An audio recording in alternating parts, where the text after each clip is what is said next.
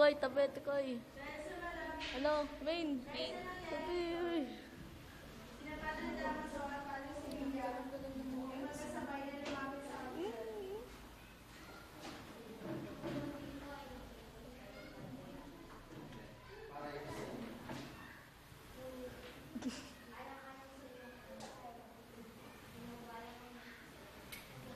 Dahil sa akin may katandaan, hindi po, kaya po, ang oras sa po na ito, kaya mauunahin.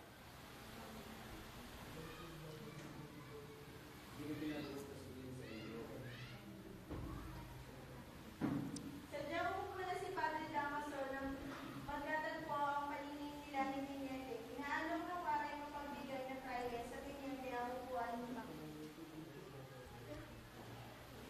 Pagbuhari ko sila ay nasa lipunan wala sa simbahan.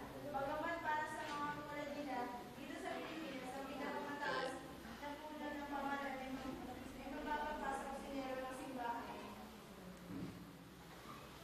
Aba, huwag kayong ipitin. Ang bigay ni Kapitan kay Ibarra na ibigay sa kanya ang upuan nito, sabay pagdiin nito sa balikat nito. Ilang taon na kayong wala sa inyo ba?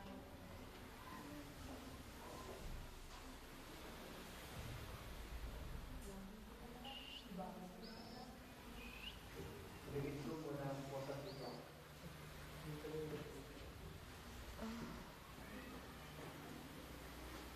Pero maaaring nalimot na inyo. Nagpasa ang mga utusan sa pera na umusok na ni Lola. Pagkatapos ng nalangin ni Padre Silvia,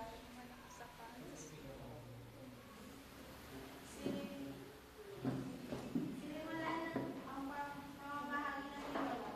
Sinadya man o hindi,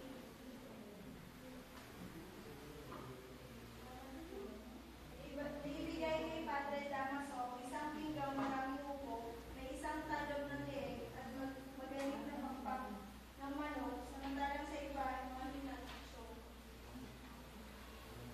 Ilang taon na po kayo wala sa inyong bahay.